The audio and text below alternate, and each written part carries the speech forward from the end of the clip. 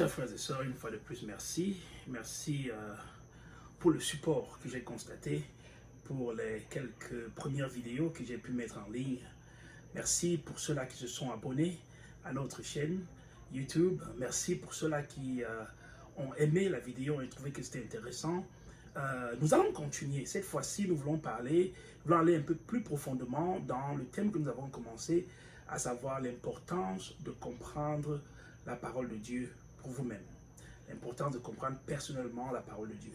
Et j'avais déjà commencé par vous dire qu'il n'était pas assez que les hommes de Dieu, évangélistes, pasteurs, docteurs et tout ce qu'on peut connaître, prophètes, apôtres, puissent faire le travail pour vous, prient pour vous, vous conduisent dans toutes choses. Il était aussi important que vous aussi vous fournissiez des efforts pour aller dans le même sens. Et j'ai dit en deuxième position que l'un des problèmes que nous avons constaté, lorsque les gens veulent donc fournir cet effort, donc vous pouvez bien comprendre ce message, il faut fournir l'effort de travailler pour votre propre salut, mais le moment venu, beaucoup de personnes viennent à l'encontre des difficultés du genre la compréhension de la parole de Dieu, parce que cela n'est pas donné à tout un chacun. Nous avons commencé à parler de la compréhension de la parole de Dieu, dans laquelle j'ai pris le passage de Matthieu au chapitre 13, qui pour moi, parmi tant d'autres passages qui parlent de la compréhension de la parole de Dieu, est un passage très pertinent, parce que dans ce passage, le Seigneur Jésus-Christ lui-même a eu à signifier à ses disciples quel était le problème, l'un des problèmes qui ne permettait pas au peuple de demeurer dans la parole, d'avoir la foi et de continuer avec lui. Il a dit c'était le fait que lorsqu'il recevait la parole de Dieu, le diable venait et volait cette parole. Et il avait symbolisé cela par la parole qui était tombée en bordure de chemin pour la parabole du semeur, de l'homme qui était sorti pour semer. Donc, nous avons passé cela, mais aujourd'hui, je voudrais insister sur le fait de travail que vous devez faire vous-même.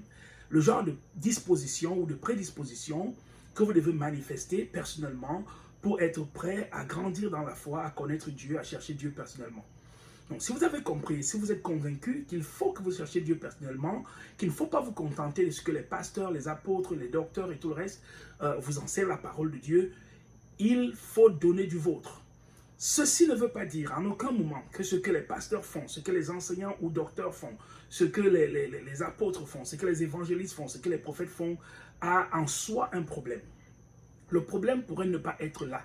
Le problème pourrait être le simple fait que lorsque vous entendiez cela, parce que vous ne comprenez pas, comme nous l'avons déjà dit, la parole est volée. Comment donc faire pour comprendre la parole? Je vais vous montrer un exemple qui est un très bon exemple, et je pense que c'est à dessein que la parole de Dieu nous ramène ça en surface pour que nous puissions copier le bon exemple. Donc je voudrais immédiatement que vous et moi, nous allions dans les Actes des Apôtres. Nous allons aller dans les Actes des Apôtres au chapitre 17. Actes chapitre 17, je vais lire ici à partir du verset 10. Donc c'est Actes chapitre 17, verset 10. Et voici ce que la Bible nous dit. Aussitôt, les frères firent partir de nuit Paul et Silas pour Bérée. Lorsqu'ils furent arrivés, ils entrèrent dans la synagogue des Juifs. Verset 11 maintenant. Ces Juifs avaient des sentiments plus nobles que ceux de la Thessalonique. Ils reçurent la parole avec beaucoup d'empressement et ils examinaient chaque jour les Écritures pour voir si ce qu'on leur disait était vrai. Je voudrais relire le verset 11, qui est l'objet de notre intérêt, pour que vous puissiez comprendre. La parole dit au verset 11 que ces Juifs, parlant des Juifs de Bérée, ces Juifs avaient des sentiments plus nobles que ceux de la Thessalonique. Ils reçurent la parole avec beaucoup d'empressement. Donc, première chose, ces Juifs reçurent la parole avec beaucoup d'empressement. Donc, quelqu'un leur donnait la parole. Ça pouvait être un évangéliste, ça pouvait être un enseignant, ça pouvait être un docteur, ça pouvait être un pasteur, ça pouvait être un prophète. Il n'y a pas de problème à ce niveau. Ils reçurent la parole de Dieu avec empressement. Je voulais vous rappeler quelque chose. L'apôtre Paul a parlé de ce sujet dont j'ai parlé moi-même depuis la première vidéo, qu'il y a beaucoup de personnes qui viennent dans la moisson, qui viennent dans la chose de Dieu pour leur propre ventre, pour leur propre gain. Et cela est vrai, il faudrait que vous le sachiez. Si vous ne le savez pas, c'est tout un problème. Il y en a qui viennent dans cette affaire pour leur propre gain. Cela veut dire que pour eux, c'est un boulot. Comme vous partez au boulot, vous travaillez pour une compagnie quelconque. Cette compagnie, ce n'est pas la compagnie de votre famille. Vous ne faites pas ça avec le cœur ou quoi que ce soit. Vous faites ça parce que c'est votre gagne-pain. Donc, Qu'est-ce qu'il advient après de cette compagnie et tout le reste? Le seul intérêt que vous avez, c'est que la compagnie continue à vous pourvoir le boulot pour que vous continuiez à nourrir votre famille. Maintenant, il y a des bergers qui viennent avec le cœur. Jésus lui a fait la différence entre ce qu'il avait appelé le bon berger, les voleurs, les brigands et les mercenaires. C'est très important. J'ai vu pas mal de personnes qui étaient à la recherche de Dieu. Bon, là, il faudra encore voir si c'est Dieu qu'ils cherchaient. Mais j'ai vu beaucoup de personnes qui, au moins, se donnaient l'impression d'être à la recherche de Dieu, se fait truander par des personnes de ce genre, des véritables mercenaires. Parce qu'au moins, les voleurs, bon, si vous êtes un peu sage, intelligent, vous pouvez immédiatement discerner que c'est un voleur. Le brigand aussi, mais le mercenaire, c'est pas facile. Parce que le mercenaire, c'est quelqu'un qui est payé pour accomplir la tâche. Mais il fait la tâche par rapport à son paiement. Mais il va faire la tâche. Donc, si vous le voyez à la tâche, vous pouvez même penser que c'est le meilleur qu'il y a jamais eu. D'ailleurs, vous savez, quand on parle de mercenaires, beaucoup d'entre vous, vous avez été jeunes, on se souvient des films qu'on appelait mercenaires. Le meilleur des films dont je me souviens, parlant des mercenaires, c'était, je crois, les 7 mercenaires. C'était un film, un cowboy, un film western, comme on les appelait à l'époque, que j'ai bien aimé quand j'étais tout petit. Les 7 mercenaires. Donc, ils viennent, ils font le travail et ils doivent le bien faire. Donc, s'il faut crier, s'il faut être éloquent, s'il faut faire semblant de prier tellement, s'il faut même prier, effectivement, ils vont le faire. Mais ils sont des mercenaires. C'est possible. Ce n'est pas pour dire que ton pasteur est mercenaire ou ton prophète est mercenaire, mais je veux que tu sois conscient qu'il y a des mercenaires. Mais la Bible nous dit que la parole de Dieu, lorsqu'elle était prêchée à ces Juifs, dont je voudrais que vous preniez l'exemple aujourd'hui, la Bible dit qu'ils reçurent la parole avec beaucoup d'empressement. Donc, il faut recevoir la parole avec beaucoup d'empressement. Peu importe qui vous la donne, pourvu qu'elle soit une bonne semence, vous recevez-la. C'est votre devoir de recevoir la parole. Alors, il a reçu avec beaucoup d'empressement et ils examinaient chaque jour les Écritures pour voir si ce qu'on leur disait était exact. Écoutez très bien. Ils n'allaient pas à gauche, à droite discuter avec leurs voisins pour voir si ce qu'on leur avait dit était exact. Ils n'allaient pas par-ci, par-là et essayer de voir si ce qu'on leur disait était exact. La Bible dit qu'ils examinaient ce qui leur était dit à la lumière de la parole de Dieu, à la lumière des Écritures, pour voir si ce qu'on leur avait dit était exact. C'est très important. La Bible dit ils examinaient chaque jour les Écritures, chaque jour les Écritures. Donc je disais tantôt que, je ne sais pas dans cette vidéo, dans une autre, que je disais que voici une affaire qui concerne ton salut éternel. Nous n'aurons que, pour les plus solides d'entre nous, nous aurons 120 ans sur la terre pour les plus solides. Donc là où nous parlons là maintenant, il y a certains d'entre nous ici, le nombre d'années qui nous reste n'est plus, il est compté. Mais c'est pour cette affaire qui vaut votre éternité, vous ne voulez pas y donner du temps, il faudrait bien y donner du temps. Alors, ils examinaient avec empressement et ils voulaient savoir, à la lumière de la Bible, si ce qu'on leur avait enseigné était vrai. C'est un devoir qui est tien. Personne ne va le faire pour toi.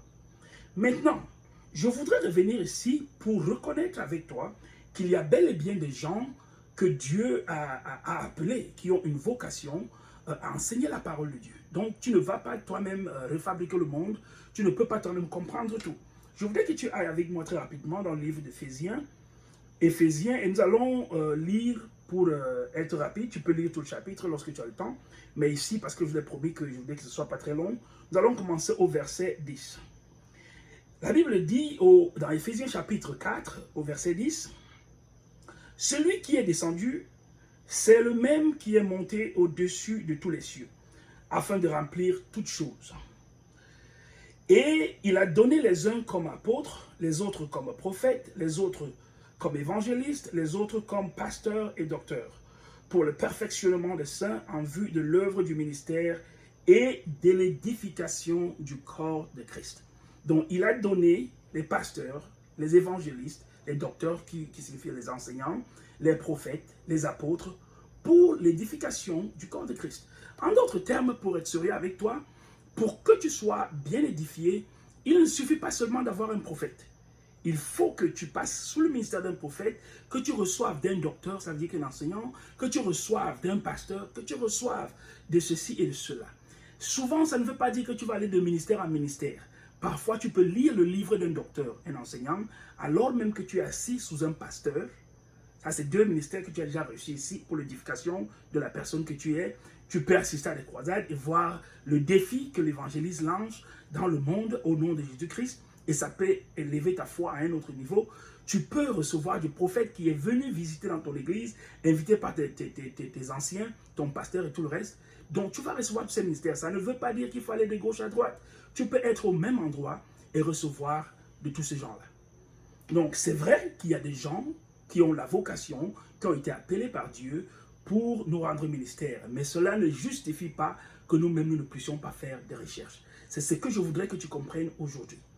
Donc, je voudrais que tu aies l'attitude des chrétiens de Béret. Une fois de plus, c'est dans Actes des Apôtres chapitre 17. Tu vas commencer à lire par le verset 10. Mais la partie qui m'intéresse le plus se trouve au verset 11. La Bible dit qu'il recevait, premièrement, la parole avec empressement. Il la prenait, il l'absorbait comme de l'éponge qui absorbe de l'eau. Mais quand ils rentraient chez eux, ils prenaient leur propre Bible. Aujourd'hui, c'est les électroniques. Ils prenaient leur téléphone ou quoi que ce soit.